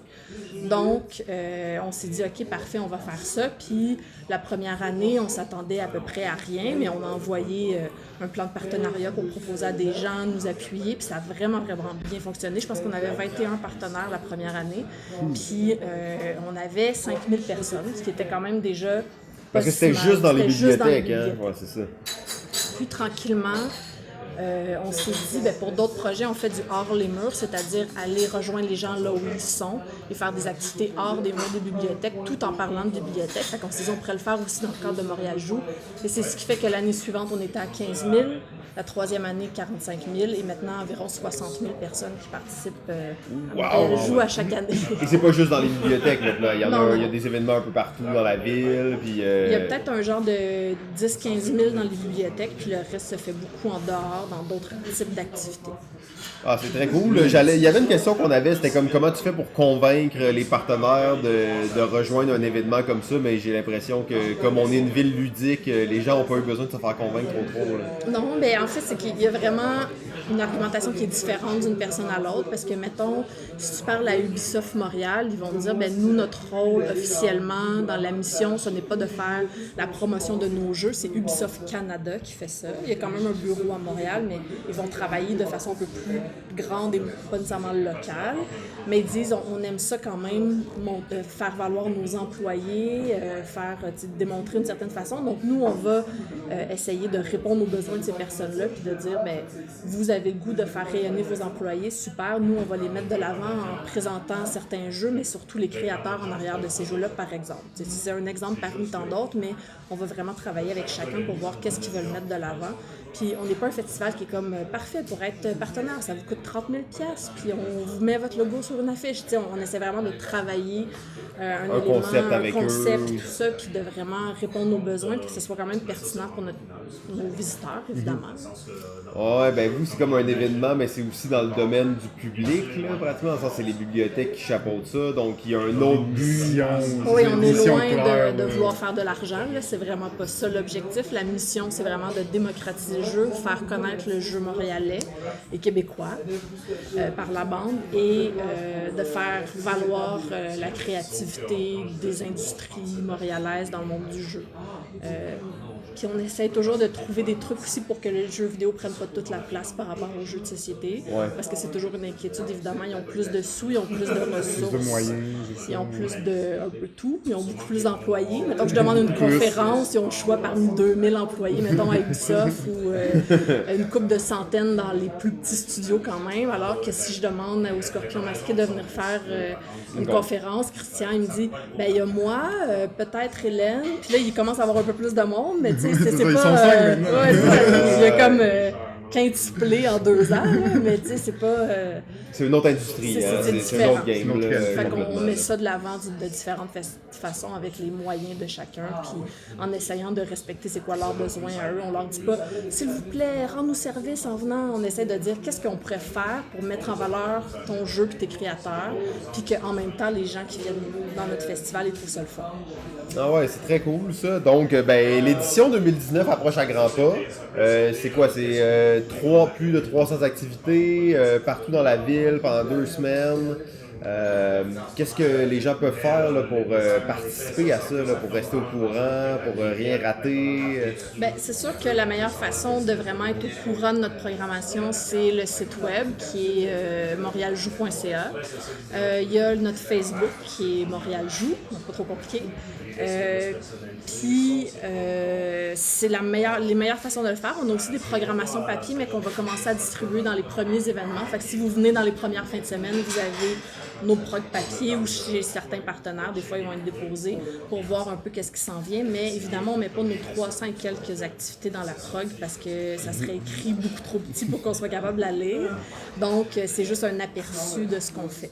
Mais c'est la meilleure façon de voir, c'est surtout de nous suivre, nous poser des questions. On répond souvent. Des fois, quelqu'un me dit « Écoute, il y a tellement d'activités. Moi, j'ai un ado, un enfant de 6 ans. Qu'est-ce que je pourrais faire? » C'est sûr qu'on ne répond pas dans la minute parce qu'on reçoit beaucoup de questions, mais on essaie quand même de conseiller les gens par rapport aux activités qu'ils ont envie de faire aussi. Très cool, là. Jeff, toi, tu vas participer à ça cette année? Oui, je vais être là, c'est sûr. Tout le temps? Tout le long? Ben, au moins Jeux de Société Montréal, du moins les trucs liés aux Jeux de Société, clairement, je vais être là. Ouais, c'est ça, non, parce qu'il faut mentionner que c'est une fin de semaine complète, même plus, non, c'est une fin de semaine. C'est une fin de semaine. 3 jours, du jours. vendredi au dimanche, au Centre Pierre Charbonneau, donc c'est le 8, 9, 10 mars. Ouais. Et c'est du jeu de société avec plein de jeux de découverte qu'on met vraiment de l'avant et une bibliothèque d'environ 300 jeux. En fait, ça, c'est un super événement de jeux de société. La place est magnifique. En plus, tu peux regarder des gens qui s'entraînent à travers les villes pendant que tu joues à des jeux. Donc, c'est super cool. L'année passée, il y avait des genres d'escape room cachés durant l'événement. Il y avait plein d'exposants qui étaient là. D'ailleurs, j'étais bénévole là. J'expliquais des jeux là. Donc, c'était super cool. Mais j'aimerais aussi explorer un peu les autres choses de Montréal Joue. J'imagine qu'il y a d'autres activités de jeux de société ou de jeux plus hybrides, là, des affaires plus spéciales. Oui, bien, on a une nouveauté cette année. On n'en parlera pas trop parce qu'au moment où on enregistre, on ne veut pas dévoiler trop de détails. Mais il y a un projet, Jean-François et moi, on est ensemble sur ce projet-là, qui est un projet de Game Jam. Game Jam? Donc, et on travaille avec aussi le monde du jeu vidéo parce qu'on essaye ce qu'on croit être une première au Québec, un Game Jam, jeux vidéo et jeux de société intégrés. Hybride. On va faire rencontrer les deux milieux, les intervenants des deux milieux, en fait, du monde plus du jeu de société, évidemment des équipes plus du jeu vidéo, puis les... Mais moi, je veux participer à ça. Certainement. Je veux jouer, ben pas jouer, je veux faire un jeu, je veux créer un jeu. Je vais être là. Mais il faut dire qu'en jeu vidéo, ils sont très forts sur les game jams. Hein. Il y a une culture, du game jam en jeu vidéo. On a déjà participé à un game jam de jeu de société aussi à l'époque. D'ailleurs, que Claude était jury et probablement organisatrice aussi. Absolument, en 2014. Mais c'est pas nécessairement... c'est ça, il n'y en a pas tant que ça. contrairement aux jeux vidéo où c'est une saison, là, si je me trompe pas, il doit y avoir... Il y a des équipes, il y a des stats, exactement, il y a comme une finale aussi, les meilleures équipes. Pourquoi il n'y a pas ça pour le jeu de société? À cause qu'il n'y a pas assez d'argent dans le monde du jeu. Organiser ça, c'est mon rêve de participer à ça. Mais le projet dont vous parlez, Jam Nation, entre autres, qui a vraiment comme des saisons, puis bon, il y en a comme à chaque mois. Nous, on est, dans le fond, le Game Jam du mois de février pour Jam Nation, mais il y a des équipes de Jam Nation qui viennent, mais pas uniquement, c'est aussi n'importe qui a envie de venir participer. On réserve des places pour aussi jumeler des équipes. Mettons, il y a du monde du jeu de société qui ont vraiment le goût de participer, qui ne connaissent pas le monde du jeu vidéo, ils peuvent quand même s'inscrire, puis nous, on permet de jumeler ensemble. Très cool. Créer des matchs là, entre les deux, créer plus de convergence entre les deux, parce qu'on sait que le jeu hybride, c'est quelque chose qui s'en vient, du moins. Des exemples comme Unlock, ou alors comme Keep Talking and Nobody Explode. Comme des fois, tu as un peu plus de jeux vidéo, un peu moins de jeux de société, des fois, c'est l'inverse. C'est même Space Team, à la limite, là, qui est un jeu de téléphone cellulaire, mais que si t'es pas avec les autres personnes pour parler, ça marchera pas. Là. Exact. Fait je pense qu'on tend vers cette divulgation-là. Fait qu'on trouvait ça intéressant de mettre ça de l'avant puis de le pousser assez rapidement, en fait, avant que ce soit déjà populaire et connu, tu sais, de promouvoir un petit peu ce genre de jeu-là, puis essayer de faire rencontrer les deux communautés, parce qu'on se rend compte que jeux vidéo et jeux de société, en réalité, ça se parle pas vraiment. Tu sais, c'est vraiment deux industries, deux milieux qui sont séparés, puis pourtant qu'il y a plein de connexions, plein de liens à faire, c'est quand même deux mondes un peu différents, fait que c'est aussi une façon d'essayer de mixer un peu ces deux industries-là ensemble. Là. C'est un peu particulier quand même parce qu'on se rend compte que dans le monde du jeu vidéo, il y a vraiment beaucoup de fans de jeux de société. T'sais, nous, on visite souvent des studios pour aller rencontrer des gens, puis ils ont des jeux de société dans leur bibliothèque. Ils ont pas mal tout le temps des jeux de société dans leur salle de repos, avec souvent des espaces de repos vraiment merveilleux où j'ai le goût de travailler moi aussi. Mais il y a presque toujours une pile de jeux de société parce qu'ils viennent jouer le midi ou en deux rushs dans la journée ou quelque chose. Puis dans le monde du jeu de société, je suis sûre que tu lances une pierre dans une convention de jeu de société puis tu tombes sur quelqu'un qui aime le jeu vidéo aussi. Là. C'est sûr. Il y a pas mal de chances. Ça va souvent ensemble, l'intérêt pour le ludique. N'oubliez pas en parler tant que ça, mais finalement, on a pas mal dit d'affaires là-dessus. J'espère qu'il va quand même y avoir un Game Jam jeu de société, prototype seulement. Moi, je suis tellement un fan de ça. Il va en avoir un, j'espère pas trop m'avancer, là, mais il y a des sur le site web, vous saurez si j'ai dit la vérité ou pas, mais il devrait y avoir quelque chose à l'ETS. Ah ouais, d'ailleurs, il y en avait organisé un, c'est eux qui l'avaient organisé l'année dernière. 2017, c'est ça, exact. Normalement, en 2018, ça aurait dû être novembre, exactement. Donc, là, il n'y a pas eu lieu, fait qu'on imagine que c'était à cause de ça. Là. Ils voulaient peut-être mixer Montréal Joue et le Game Jam de l'ETS, qui était vraiment le fun d'ailleurs aussi. Hein. C'est un très bel événement. C'est un 12 heures, faut dire que c'est pas un 24 heures. Mais, mais tu sais, 24 heures, des fois, c'est un peu extrême. Là, mais tu vois, en jeu vidéo, c'est 3 jours. Là. Ouais, c'est ça. Mais tu sais, en 3 jours, c'est que tu peux te dire, OK, je vais au moins dormir un petit peu. Puis aussi, tu peux plus séparer les tâches aussi, là, dans le sens qu'il y a vraiment plus des tâches. Il y a plus de rôles, il y a des choses qu'au début, tu feras pas, des choses qu'à la fin, tu feras pas. Donc, c'est un peu plus facile de segmenter. En fait, je pense que ça fait pas mal le tour pour les questions. Toi, Jeff, t'avais-tu d'autres questions? Ou rien de spécial? Est-ce que Claude, toi, t'avais des choses à mentionner que tu aimerais nous dire absolument? Non. T'es pas obligé, hein? C'est juste que on veut pas oublier quelque chose, finalement se rendre compte. C'est gentil de poser la question. En fait, je vais dire une chose, là, parce qu'évidemment, c'est un podcast, les gens me voient pas, mais là, moi, je suis enceinte. Ouais, quand on dit enceinte, on dit comme vraiment. Comme pas pire enceinte. En fait, quand ça va être diffusé, tout ça, moi, je vais sûrement avoir un beau bébé à la maison. Et ça veut donc dire un deuxième, ouais, j'en ai déjà une. Donc, ce qui veut dire que c'est peut-être la première fois que je vais réellement pouvoir participer à Montréal Joue. Parce qu'à ma première, elle était déjà rendue à 3 mois, puis c'était déjà un peu plus rough de la traîner dans les événements. Mais là, un petit bébé de genre 2 mois environ. Ça se traîne facilement. Je dirais pas que c'est facile, je dirais pas jusque-là. Mais c'est quand même plus facile. Fait que j'ai comme l'espoir de pouvoir genre l'amener dans sa coquille à Jeux de société de Montréal, puis m'installer, puis jouer à un jeu. Que ce soit pas trop compliqué. En tout cas, j'ai de l'espoir de pouvoir pour une fois participer. De voir tout cet espoir-là. Non, j'y crois! Ok, on va finir avec notre nouveau segment, ça s'appelle les 101 questions. OK. Dans le fond, on a 100 questions sur notre feuille qui sont vraiment aléatoires, ça n'a même pas rapport avec les jeux. Parfait. On commence par la 1 puis on déboule. OK, parfait. On sort d'ici un peu tard. T'as juste à nous nommer un chiffre entre 1 et 101. 98. 98, donc là, on va trouver la 98e question. Quand tu étais jeune, qu'est-ce que tu voulais faire plus tard? Je voulais, et mon Dieu, j'ai passé par toute une gamme d'émotions, de choses que je voulais faire. Je vais y aller, quand même c'est un peu cliché, je m'étais dit quand même souvent que je voulais travailler dans le monde du livre. OK. Là, étonnamment, je me suis plus retrouvée presque dans le monde du jeu que le monde du livre, même si, évidemment, je suis dans les bibliothèques. Mais j'ai voulu être actrice, mais je suis vraiment pas bonne. J'ai voulu être chanteuse, mais comme je vous conseille vraiment pas de m'écouter chanter. J'ai voulu être médecin, mais genre, j'étais bien trop paresseuse pour faire ma chimie puis ma physique en secondaire 5. Fait que clairement, j'étais plus dédiée à quelque chose dans les sciences humaines. Ouais, OK. Mais il y a psychologue et enseignante, mettons, qui ont été proches là, quand c'était rendu le temps de choisir. De choisir. Réellement, là. Mais Finalement, tu regrettes pas ton choix. ben, j'étais allée en études littéraires, ce qui est quand même pas l'endroit où est-ce que tu as le plus de jobs dans le monde, là, on s'entend. J'ai fait un programme en édition qui était vraiment le fun, mais encore une fois, c'est pas un domaine très facile. Puis j'étais allée dans les bibliothèques qui, au moment où moi j'ai gradué, ça fonctionnait quand même bien. Puis j'étais assez motivée, j'avais assez des bonnes idées pour, je pense, me positionner comme il faut dans ce domaine-là. Fait que non, je regrette pas mon choix. Je trouve souvent que j'ai la meilleure job du monde, déjà organiser Montréal Joue et en plus faire plein d'autres affaires dans ma semaine. Ah ouais, non, je suis jaloux. Ouais, je te comprends. Magnifique, ben maintenant, Alright. le top 10. Alors, sans plus tarder, numéro 10. J'ai pas fait d'ordre, là vous allez me chicaner, parce qu'il y a personne qui respecte votre top 10. Top 10, numéro Ok, 10. top 10. Le problème, c'est que déjà j'en ai 13.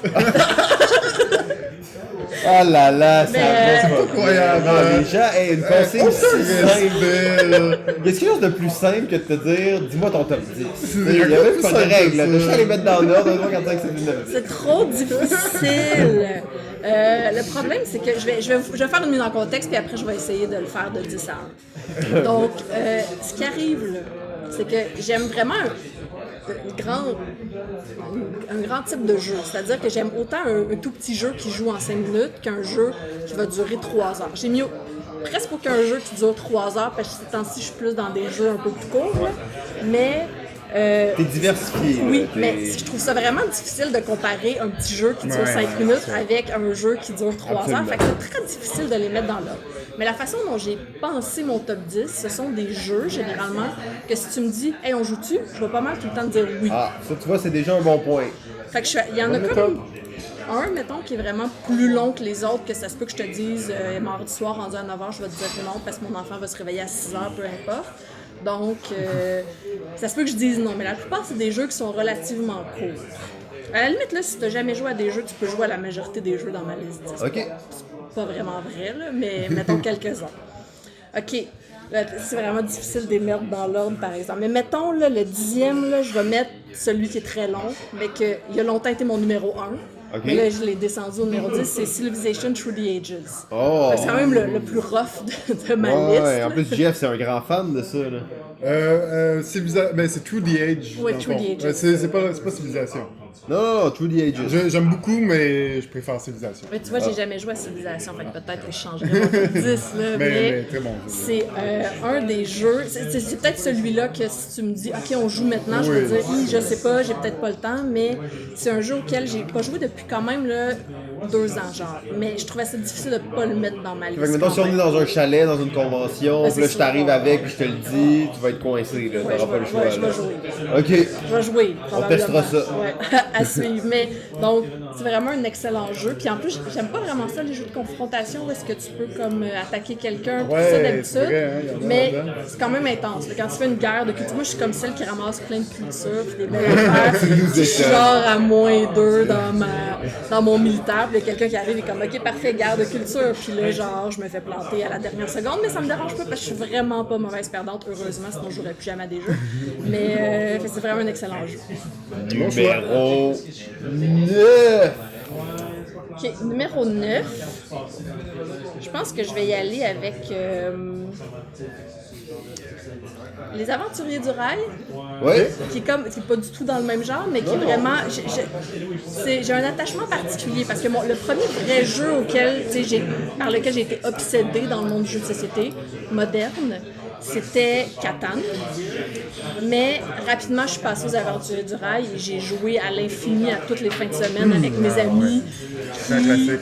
étaient moins gamers, qui sont moins devenus gamers que moi avec le temps, mais qui... Et t'es vraiment dedans, là. Ce jeu-là, tu sais, c'est super simple, les mécaniques sont simples, c'est le fun, mais je trouve ça jamais plate. C'est sûr que si tu me dis joue à chaque jour, je vais peut-être dire comme à un moment donné j'ai beaucoup de changements, mais c'est vrai pour n'importe quel jeu. Mais les Aventuriers du Rail, là, c'est quand même, pour moi, ça reste un incontournable dans les jeux comme Tremplin, là, qui sont vraiment bons pour partir. As-tu une édition préférée des Aventuriers? En fait, celle que j'ai, c'est Europe. Ok. C'est la première que C'est la j'ai classique. eue, la première à laquelle j'ai joué, même si tout le monde, dans le fond, c'est plus États-Unis. là, Le je me suis rendu premier, compte c'est de ça. États-Unis. Ah, ok, absolument. ok. Moi, je pense que j'ai jamais joué à Si je États-Unis. me trompe pas, Europe c'est le deuxième. Je pense que c'est ça. Dans le fond, États-Unis, il y a une règle de moins. Dans le fond, il n'y a pas de gare. Ah, ok. Il n'y a Fait qu'il est pas comme de plus simple. tunnel non Il plus. n'y a pas de je pense. tunnel, non, en effet. Il n'y a pas de Il me semble tunnel. qu'il y a pas En de effet. tunnel non plus. Fait qu'il y a un petit peu plus de règles, mais ce qui est le fun avec les différentes versions des Aventures du Rail, c'est qu'ils ont toutes une petite règle, une petite particularité qui diffère. Fait que c'est pas tout à fait le même jeu. Puis en plus, ben, t'as une map qui est différente. Ouais, Paris, c'est ça. donc, super intéressant. Ben, c'est un grand... Ben, c'est un classique. C'est un grand classique. C'est un bon choix. Numéro 8. Là, je vais y aller, là, quand je parlais de jeux qui durent quelques minutes. Là, mais, là, en plus, tu sais, je Mais disais là, j'en là- avais 13, mais en fait, j'ai triché parce que là, il y en a deux sur la même ligne. Ok. Je suis la pire. C'est deux jeux qui, selon moi, ont quand même beaucoup de points en commun, c'est-à-dire Double et Mo Rapido. Ah, ouais. Donc vraiment des jeux de vitesse que tu peux jouer en 2 minutes, tu comprends les règles en à peine 30 secondes, tu peux jouer avec n'importe qui. Mo Rapido, faut juste savoir lire, là, c'est un peu la Mais c'est base. fou comment c'est des jeux qui sont tellement similaires, mais en même temps, quand tu y penses, là, Ça, ça n'a sont même ex- pas ça a pas rapport. rapport. Parce que moi aussi, je les ai tout le temps ensemble. Je dis, ah, c'est presque pareil. Mais c'est juste le principe, tu sais, la mécanique n'est pas la même, c'est juste le principe de rapidité, le fait que ça s'explique en 12 secondes, puis le fait que tu peux jouer une petite partie de 3 minutes puis passer à d'autres choses, ou jouer 18 parties de 3 minutes, puis ça peut quand même être le fun. C'est des cartes rondes. Oui, mais là, c'est C'est ça, vrai, c'est des hein? cartes rondes, fait que sûrement que ça fait une Ça association aide, là. dans notre cerveau. là. Des- Mais c'est parce que j'arrivais pas à dire si je mettais Double ou Mo Rapido. Tu sais, je les aurais pas mis séparés parce que ça aurait pris trop de place dans un top 10, mais... Mais c'est vrai que c'est comme vraiment ensemble, mais tellement différents en même temps. J'avoue que j'amène tout le temps les deux. Numéro 7. Numéro 7, je vais y aller. C'est une catégorie, mais je vais essayer d'en choisir juste un. C'est en fait une mécanique, c'est les roll and write. Ok. J'aime Oui. vraiment beaucoup ça. Genre Yahtzee. Oui, mettons. Ok, mais un autre. Oui, un autre. Ok. Mais donc, j'aime beaucoup ça les dés, même si je suis pas la plus grande fan de hasard, j'aime ça le hasard contrôlé, comme que tu utilises tes dés de façon stratégique, Ouais. mettons. Là. Pas juste pour savoir si tu vas avoir un 6. C'est ça, exactement. Puis là, il y en a plein, là. Tu sais, mettons, il y a Welcome qui en fait officiellement, c'est pas des dés, c'est des dates, c'est des cartes. Un roll and write, welcome. C'est plus un card and ride, mais là, ça marche plus Right, vraiment. right, c'est en d'autres En tout cas, choses. bref, mais je l'ai quand même mis comme un peu dans cette catégorie parce que c'est bien le fun, mais je pense pas que c'est le meilleur. C'est quel le meilleur? Château de Bourgogne jeu de dés, c'est excellent. Ah, J'ai beaucoup joué récemment, mais il est comme un peu intense. L'édition est un peu weird, fait qu'à cause de ça, je peux pas le mettre. Fait que, étonnamment, là, je vais y aller avec Quicks, Ah ouais! Bon choix. qui est vraiment... c'est le genre de jeu que j'ai pas mal toujours eu dans ma sacoche, puis en voyage, puis un peu partout, puis c'est le fun, puis je trouve que c'est comme... c'est super simple, c'est pas trop compliqué, mais c'est quand même stratégique, puis quelqu'un qui a jamais joué peut quand même réussir à catcher vite, puis réussir à faire un super bon score, à me battre, puis moi qui ai joué souvent, pas nécessairement, tu sais, des fois j'essaie des trucs, puis ça marche pas. Fait que Quicks, là, ça serait pas bon choix. mal dans mes... Puis Doodle City, t'as-tu déjà joué à ça? Est-ce que j'ai joué? Je suis pas sûre que j'ai déjà joué, Ok. étonnamment. Je sais c'est quoi, mais je pense pas Je pense avoir que déjà tu pourrais trouver ça Mais intéressant. il y en a plein, là. Ah oui, il y en a plein. beaucoup. Mais c'est quoi le nouveau, là? Gang Show? C'est très futé, le Gang Sean ouais, is très futé, Clever. ouais, c'est ça. Ouais, je l'ai pas écrit, là, mais j'ai joué sûrement 300 parties sur mon téléphone. Ok, là, sur téléphone. Ouais, c'est surtout là que j'ai joué. Avant qu'il sorte en français, ben en fait qu'il soit disponible ici. Là. Ok, c'est J'ai bon. joué sur mon téléphone, c'est vraiment bon. Ouais, c'est sûr, c'est comme un genre de Quicks, mais vraiment plus difficile, là, vraiment plus gamer. C'est ça, plus gamer. C'est vraiment excellent, mais je l'ai jamais joué en jeu de société juste sur mon téléphone, fait qu'on dirait que j'aurais pas pu le mettre dans mon top 10, ça aurait été comme métrange. Ben, c'est très cool comme type de jeu, puis il y en a de plus en plus. D'ailleurs, là, Ludovic Montblanc en sort un récemment qui s'appelle Oh mon château. Oui, j'ai vu passer Ludovic est mon ami Facebook, fait que je regarde comme ses projets quand il met des trucs, mais j'ai pas trop. Il m'en a glissé un mot, mais. En fait, on avait joué quand il était venu à Montréal et on l'avait essayé, puis je pense que ça aussi, pour les gens qui aiment ce genre de jeu-là, ça va être cool. Numéro 6. Numéro 6, je vais y aller avec Five Tribes. Ah! Bon choix. Fait que Five Tribes, c'est probablement dans toute ma liste, là, c'est absolument celui auquel je vais jamais dire non. Ok. Je sais pas pourquoi. Puis les gens me le proposent pas tant que ça parce que c'est pas le jeu le plus populaire. Mais ce jeu-là me fascine. J'aime vraiment la mécanique, je trouve ça super le fun. Le gros problème, c'est le analysis paralysis, qui est vraiment difficile à dire pour moi, mais qui fait que des fois, si tu joues avec quelqu'un qui joue moyen, ça peut être un peu c'est gossant. super désagréable. Parce qu'il est comme moi, mais attends, si je fais ça, c'est 5 points, si je fais ça, c'est. Mais moi, je joue pas de même. Fait que je vais, comme des fois, genre le dernier coup, là, peut-être je vais un peu calculer parce que je me dis, bon, tu sais, à 3 points de différence. Mais je le trouve vraiment le fun. Je trouve que c'est comme tout le temps renouvelé. Il y a plein d'idées. T'as plein de stratégies différentes. J'aime vraiment ça. Vraiment un excellent jeu. C'est assez unique aussi de la façon dont les mécaniques dans ce jeu-là. Tu sais, oui, il y a quelques jeux qui l'utilisent, mais pas tant que ça. Tu sais, c'est quand même une twist C'est quand assez même, unique. Là. Ouais, c'est ça, pour une mécanique de Mancala peut-être, là, Ouais. mais avec un peu plus d'options que juste avancer Sur un visuel, non, Ouais. c'est ben bon choix. Five Drives, on est des fans. Grand chef-d'œuvre. Numéro 5. Numéro 5. Mon ordre est tellement weird. Là. C'est sûr que je vais arriver au premier et je vais dire, c'est sûr, c'était pas ça mon premier dans le fond. Mais c'est pas grave. Je vais y aller avec Dominion. Ah, ok, ben ouais, le classique des deck building games. Ouais. Ça, c'est vraiment, je trouve que c'est un excellent jeu. J'ai joué, c'est dans les premiers jeux que j'ai joué, là, genre. T'introduis un peu. Puis un petit peu, puis j'ai vraiment trouvé ça super bon la première fois que j'ai joué. Probablement que genre quand la personne me l'a expliqué, je me suis dit mais voyons, c'est laid à mort. Ouais, c'est pas le plus beau jeu. C'est pas super lisible, puis il y a donc bien beaucoup de choix, puis c'est quoi cette histoire-là, puis à un moment donné tu joues puis tu fais comme ok non, ça marche vraiment bien, puis j'ai des amis dans mon groupe d'amis qui sont pas du tout gamers, mais que s'il y a Dominion, ils sont comme parfait on joue à Dominion. Ah, C'est ok. vraiment comme ils vont triper sur ce jeu-là, puis évidemment c'est comme un classique deck building. Là, t'as-tu la méga box avec Ouais, les 300 c'est ça, extensions. c'est genre à acheter Étonnamment, toutes les non. extensions. moi.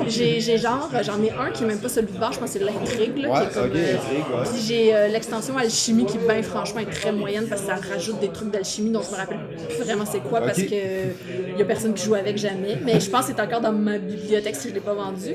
Puis sinon, c'est que souvent j'ai des amis qui ont les autres, fait que des fois on fait des mix de boîtes. Mais je joue pas assez souvent pour comme actuellement là, pour que ce soit problématique de rejouer avec les mêmes cartes. Tout le monde que je connais là, fait on switch une fois de temps en temps.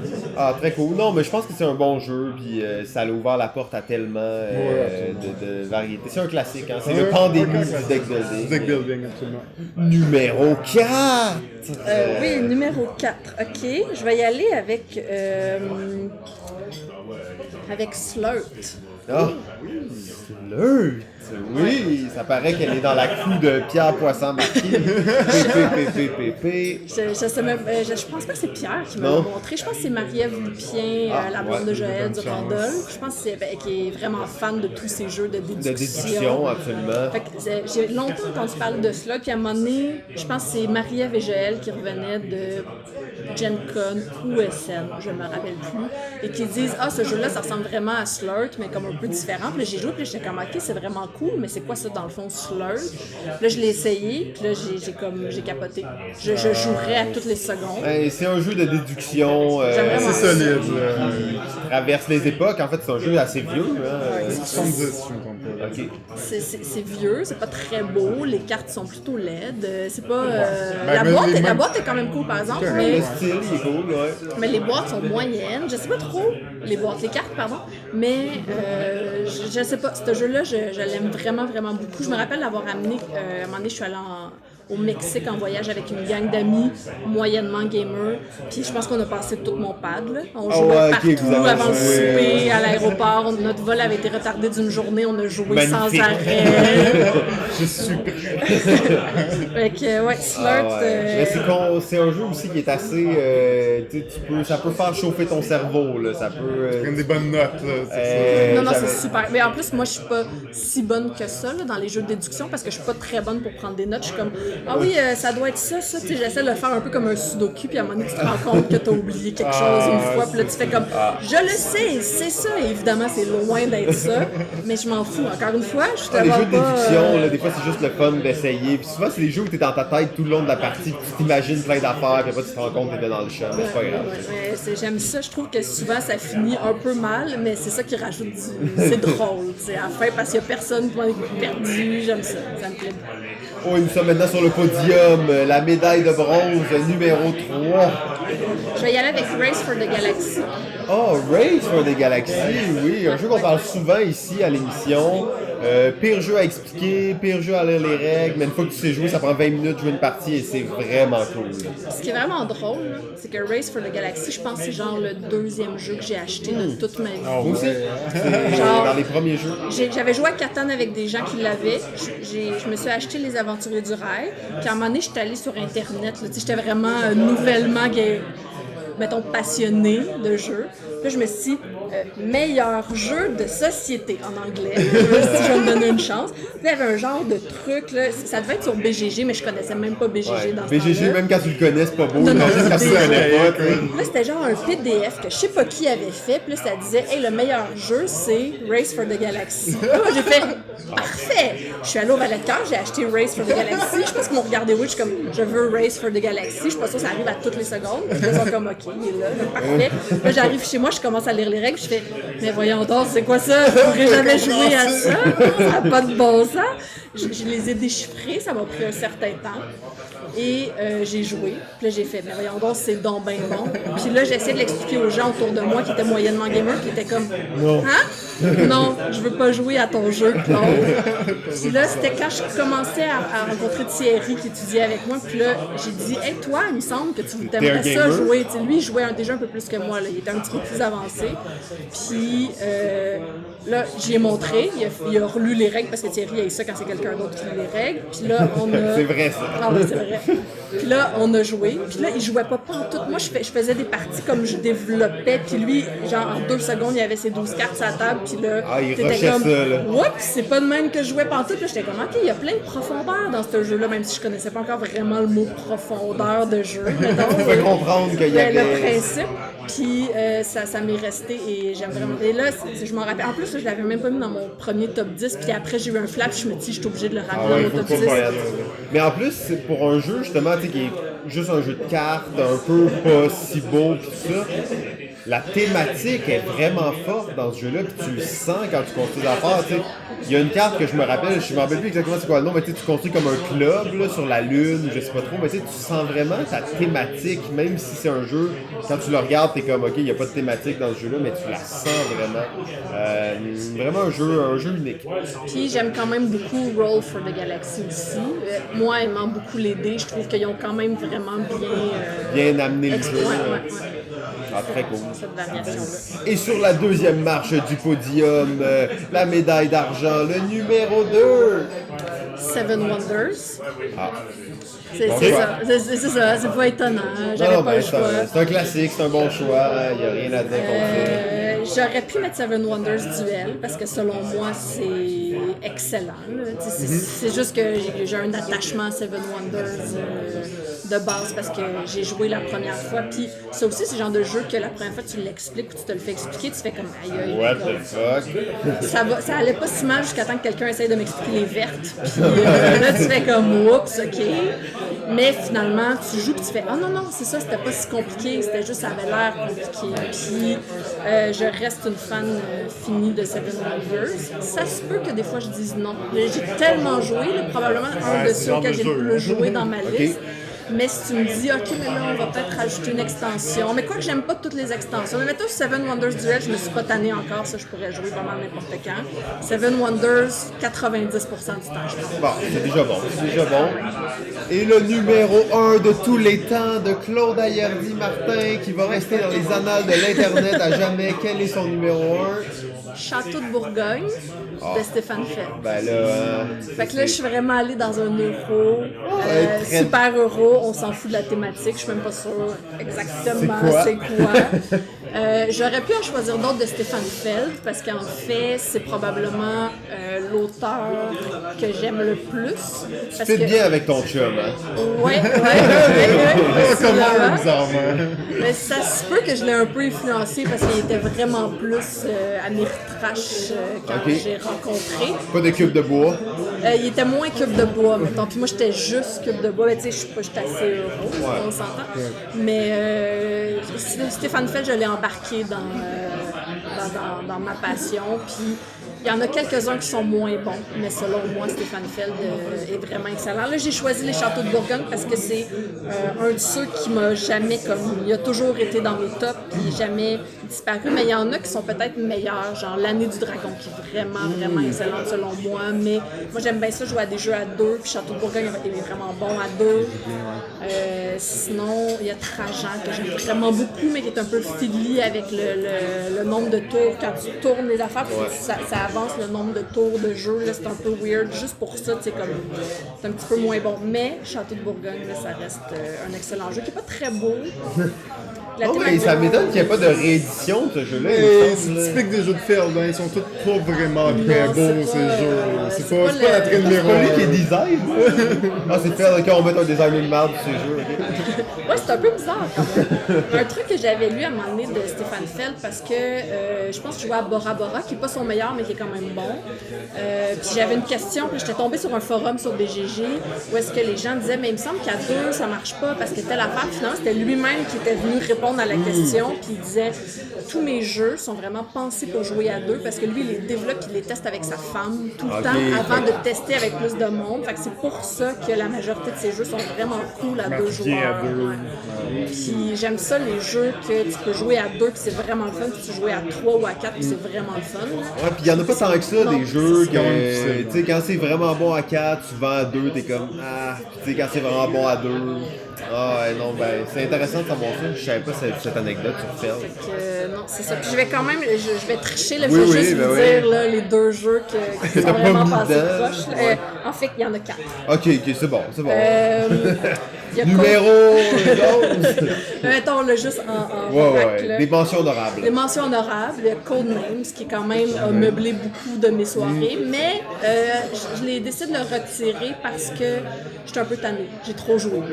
Je sais pas si ça va revenir aussi le fun, mais sur la même ligne, j'avais mis Décrypto qui quand même a beaucoup de liens selon moi avec Codenames dans le type de jeu, dans le... on sait que Thomas d'ailleurs compare souvent Codenames à Décrypto, là. Non, il n'est pas d'accord. Non, mais en même temps, je comprends le lien, par exemple, pour de vrai. C'est vrai que c'est des jeux qu'on peut facilement apparenter ensemble, mais tu sais, autant que Double puis Mon Rapido. Oui, c'est ça. C'est ils sont quand même différents. C'est ça, ils sont très différents malgré tout. Décrypto, selon moi, est un peu plus gamer. Là. Des gens qui ont jamais joué à un jeu vont comprendre Codenames en 2 secondes, mais... Décrypto, un petit peu plus compliqué, c'est quand même peut-être. un peu plus complexe, puis vraiment difficile à expliquer, je trouve, Décrypto. Ouais, c'est un peu son point peut-être un peu plus compliqué, mais au-delà de ça, moi je trouve qu'à des cryptos, il y a une profondeur de stratégie que tu vas jamais retrouver dans Codename. Ouais, non, puis dans Codename, c'est facile de dire comme, écoute, à un moment donné, je sais plus quoi dire, tu dis juste un mot avec un, puis là, ça devient super plate. Là. Dans des cryptos, ça peut jamais devenir plate de cette façon. Non, puis il y a vraiment comme... C'est très stratégique, des cryptos. C'est pour ça que peut-être le côté gamer, il est là, mais c'est vraiment cool. Moi, des cryptos, c'est dans mes top. Fait que oui, puis j'avais Unlock, parce que c'est ça, j'en ai parlé tantôt, j'aime vraiment beaucoup ça, les jeux de escape, mais j'aime mieux faire des vrais escapes, dans le fond. Ouais. J'étais comme mon 11e, ça serait me lever de la table puis aller faire un escape room pour vrai, là, mettons. Puis Warfel Bonanza, qui est Bonanza D, qui n'a jamais été traduit en français, fait qu'il n'est pas vraiment disponible ici. Bonanza D? C'est juste en allemand, hein, ce jeu-là, non? À ma connaissance, c'est juste en allemand. Fait que des fois, je joue puis je suis comme, c'était quoi déjà les règles? Je suis pas sûre à 100% que je les joue comme du monde, mais j'avais demandé à je sais plus qui, possiblement quelqu'un du Randolph qui était allé à SN à un moment donné, j'avais demandé de me ramener Warfel Bonanza. C'est quoi, mettons, comment ça marche, la twist? Y a-tu beaucoup de dés? Ou... Il y en a pas tant que ça, il y en a genre... j'ai aucune idée, genre 8, mettons. Ok, mais il y en a vraiment pas beaucoup. Non, là. c'est pas ça, mais le principe, c'est que c'est un jeu de dés où est-ce que tu lances les dés, puis tu joues aussi pendant les tours des autres. Donc, tu as des cartes devant toi, tu dois faire des combinaisons. Il y a comme 2 couleurs de dés, puis les types de faces sur chacune des couleurs sont pas pareils. Puis là, tu essaies de faire des combinaisons, puis il faut comme que tu fasses des combinaisons de plus en plus difficiles pour te rendre au haut de ta carte, puis vendre ta carte pour avoir de l'argent. Puis après un certain temps, quand tu arrives à un certain nombre d'argent, tu gagnes. Sauf que tu joues pendant le tour des autres. Fait que mettons, moi, je lance les dés, je décide qu'est-ce que je garde, mais si dans un de mes lancers, j'ai une combinaison dont toi, tu as besoin, tu fais « Ok, parfait, je la fais ». Donc, il faut tout le temps que tu restes à l'affût, contrairement à d'autres jeux, des fois, où tu lances les dés, puis pendant que les autres jouent, t'es comme « Ouais, tu t'en fous. » un peu, ouais. Il y a pas d'échange dans ce jeu-là. Non. Ok. Non, j'ai jamais joué à Bonanza pour vrai. C'est un jeu d'échange. Étonnamment. Ok, ben on se fera une partie éventuellement. Ouais. Mon chum aime pas ce jeu-là, fait que ça n'a jamais à donner qu'on ait joué, mais il y a plein de monde autour de moi qui sont comme, mais voyons, c'est super bon, pourquoi t'as jamais joué? Fait qu'il faudrait que je joue à Bonanza. Mais lui, il joue pas à des jeux de négociation. Non. Ouais, bah c'était Bonanza. Donc, c'est ça. Ben, je pense que ça fait pas mal le tour. Merci Claude d'être prêté au jeu avec nous. C'est un plaisir de recevoir. Grande gardienne du savoir, prêtresse des jeux. Bon festival. Ben oui, exactement. Donc, on encourage les gens à participer à Montréal Joue. C'est gros, mais comme tous les festivals, ça demande des gens qui participent, ça demande des gens qui vont dans les activités, qui s'intéressent à ça. C'est pour toute la famille pendant 2 semaines, pendant la semaine de relâche. La plupart des activités sont gratuites. Est-ce qu'elles sont toutes gratuites? Je sais pas, mais d'après moi, 90% sont gratuites. Oui, puis en fait, il y a l'événement malheureusement de jeux de société qui n'est pas gratuit. Par contre, on offre un rabais si vous avez une carte de bibliothèque. Donc, on vous encourage fortement à faire votre carte de bibliothèque avant nous. De toute façon, c'est gratuit pour n'importe qui habite au Québec parce que c'est carte de bibliothèque de Montréal ou de la grande bibliothèque. Donc, ça vous donne quand même un bon rabais, une forme de gratuité pour entrer aussi. Donc, il y a possibilité de participer à toutes les activités gratuitement. Magnifique. Puis si vous écoutez cet épisode-là à un autre moment, ben n'oubliez pas que les bibliothèques sont toujours là. Hein? Donc, il y en a plein dans lesquels vous pouvez aller jouer à des jeux, emprunter des jeux. Donc, c'est des lieux culturels que l'on doit s'approprier. Tout à fait. Bien dit, Simon. Magnifique. Ben, JF, Simon. c'est une bonne semaine. Merci, toi aussi. Sur ce, je te dis, continue à jouer. Balado Ludique remercie son diffuseur jeu.ca. La musique est une gracieuseté de bensound.com.